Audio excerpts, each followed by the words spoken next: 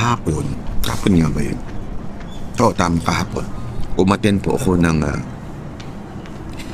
parang suporta kay VP Sara Duterte dito sa Tokyo. Diyan kami sa Ueno. Alam nyo, nakakatuwa ako. Nakakataba ng puso itong mga kababayan natin. Kasi yung hindi hubayad,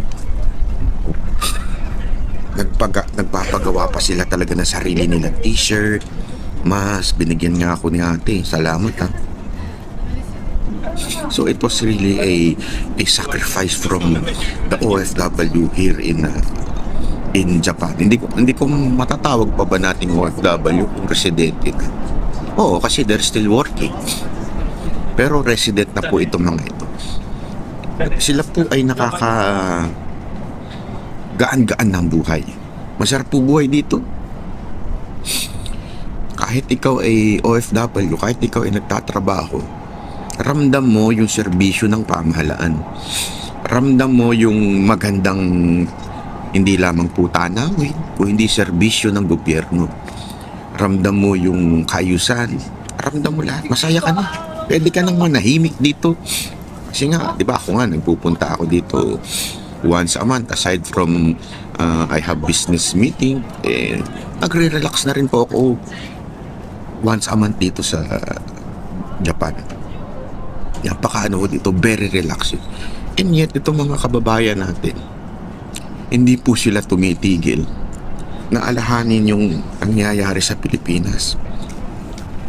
Hindi po sila tumitigil na suportahan pa rin po yung dapat mamuno. Alam niyo kung bakit?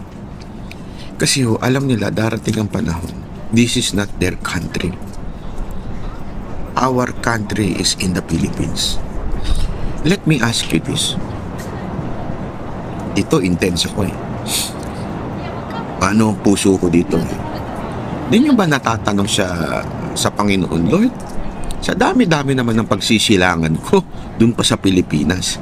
Minsan mapapaganong kayo, let's not be hypocrite. Bakit kaya hindi ako pinanganak na isang Hapon? Bakit kaya hindi ako pinanganak na isang Amerikano? Bakit kaya hindi ako pinanganak na isang Singaporean? Bakit ako pinanganak bilang isang Pilipino?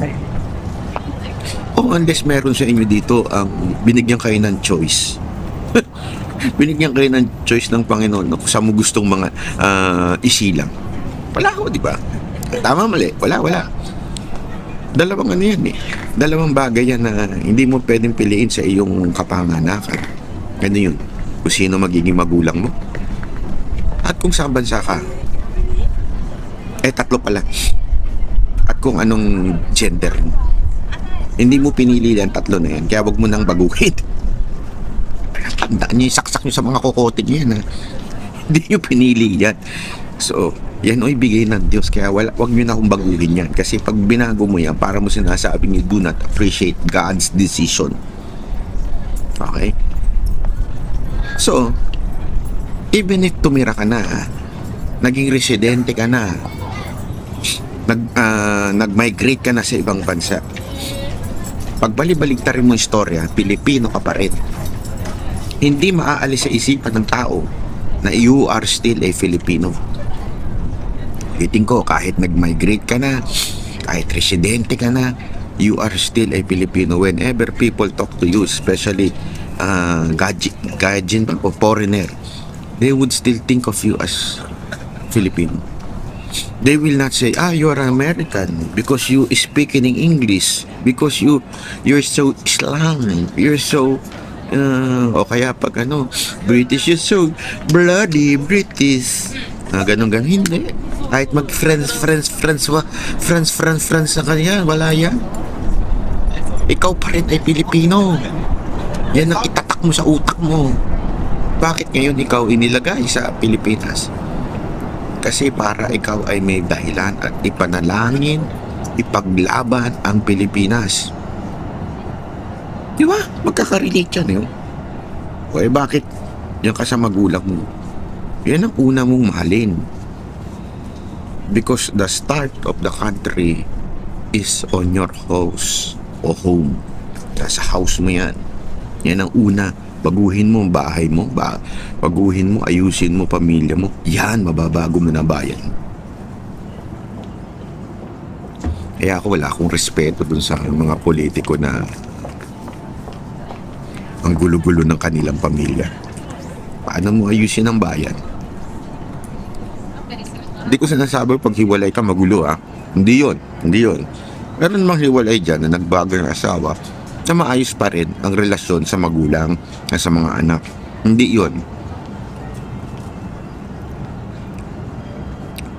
Kasi maraming dahilan Hindi natin alam kung bakit naghihiwalay. Yung iba namatayan na, yung iba naman kataon talagang hindi sila nagkasundo.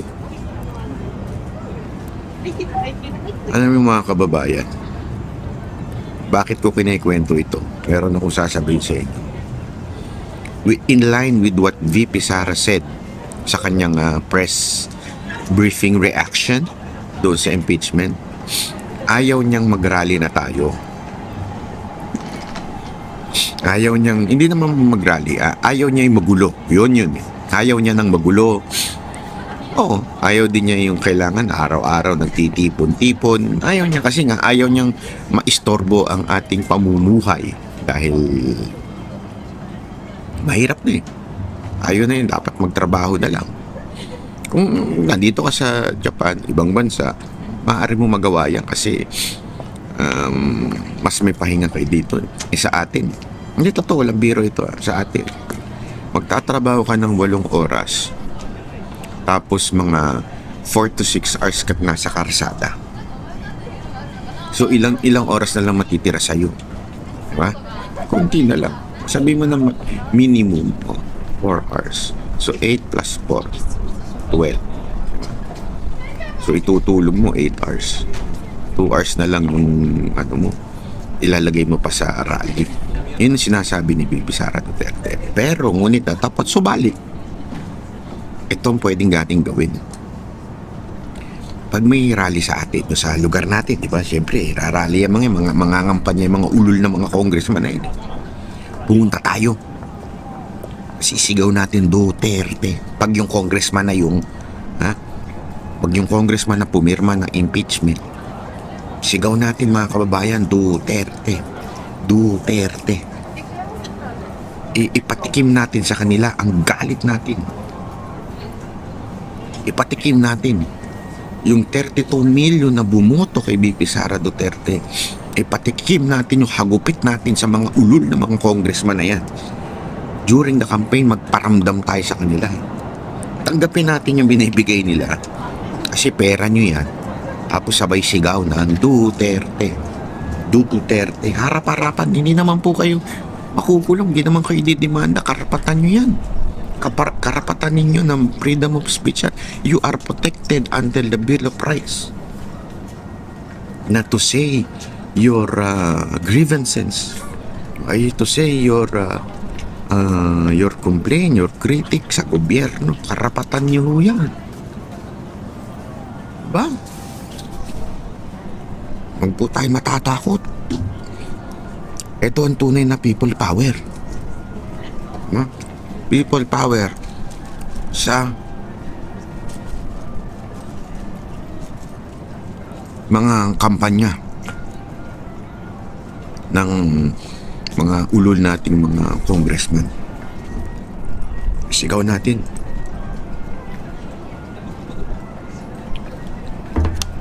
Sigaw natin na hindi tayo masaya sa kanilang ginawang pagtanggap sa 150 million.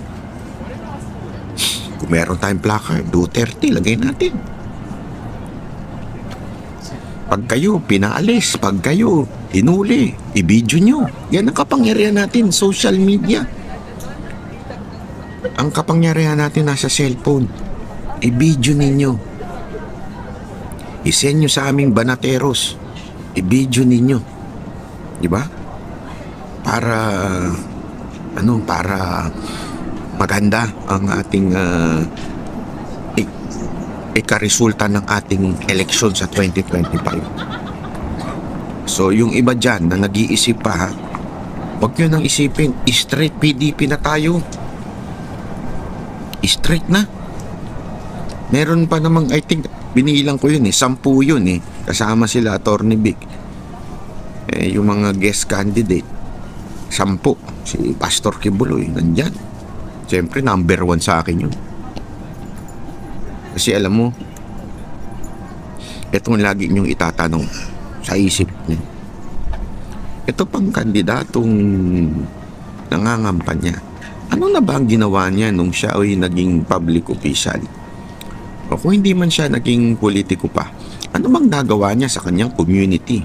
Ano ba ang nagawa niya sa kanyang circle of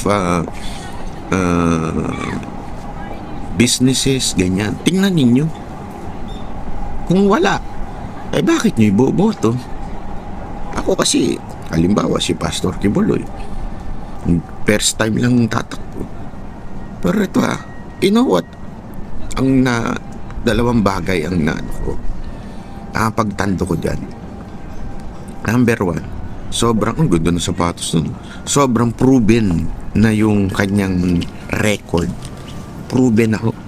Sobrang proven na yung kanyang record na siya naman talaga ay mahusay pagdating sa management. Tignan mo itsura ng KOJC.